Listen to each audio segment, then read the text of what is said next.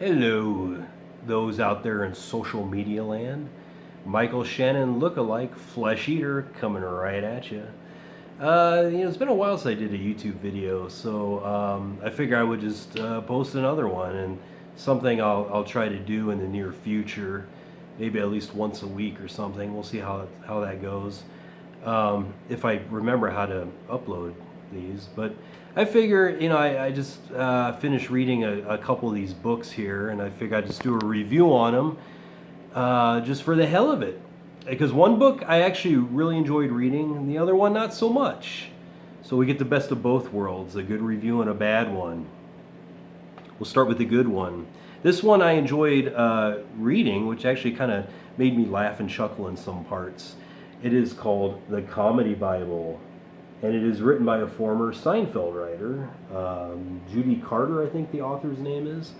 The book is more for stand-up comics, which is something I couldn't imagine stand-up comedy. I think I'd rather slash my wrists than get up on stage and perform in front of people. It's the comic timing. But they do have a few things, several things for comedy writers and for writing comedy films and stuff like that. But it's mostly for stand-ups, but still a fun read.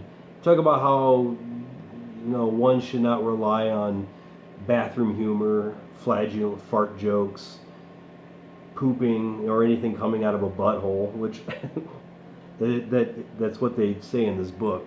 But bathroom humor is the quintessential part of comedy writing as much as weed smoking. Most of the comedy films that I have either mention that or they have someone sitting on a toilet and go.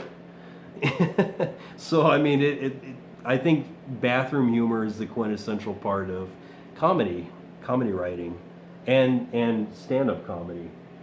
So, if you're interested, if you have a keen interest in comedy, if you're someone that likes to write funny stuff, or if you're a stand-up comic, I would definitely check this out if you haven't read it yet. So this was a fun read, and I learned a few things. I think I might keep this book too, because usually when I get done reading a book, I usually take it to half-price books to sell it. But I think I might just keep this one because I might read this one sometime in the near future again. Like I said, it's a pretty witty book. So if you like comedy or interested in doing something with comedy, pick it up because it is the Bible. Okay, now for the bad one. I was getting so stoked for Jurassic World Dominion, so I picked this up. I ordered this off eBay.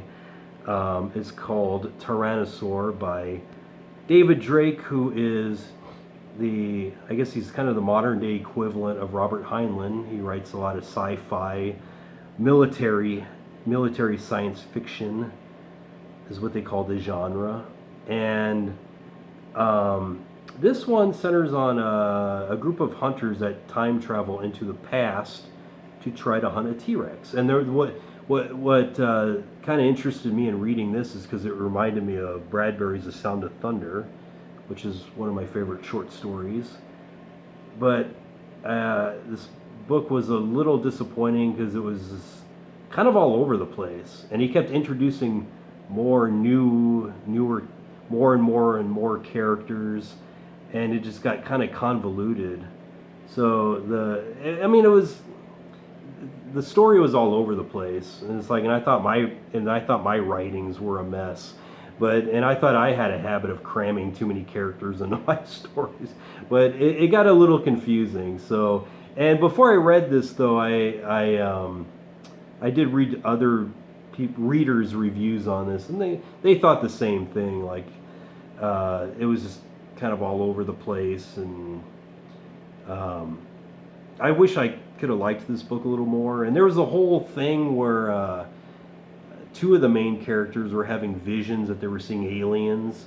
I don't know if they were supposed to have been abducted, or if they were just imagining it by smoking too much wacky weed.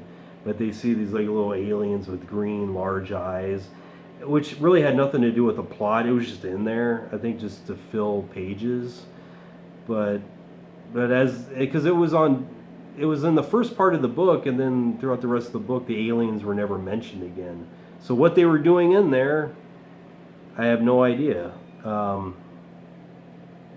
I don't know. It's just the writing just kind of confused me a little bit. Although the writing was descriptive when the T-Rex was eating something.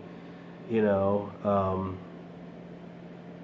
not as good as Michael Crichton's writing, but whatever.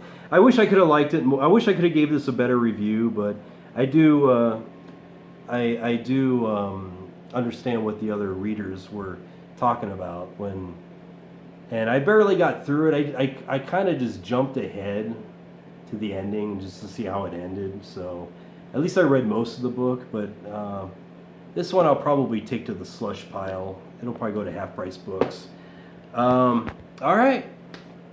I think that's about it. So, all right, out there in social media land. Ooh. This is Flesheater signing out, saying, "See ya, motherfucker."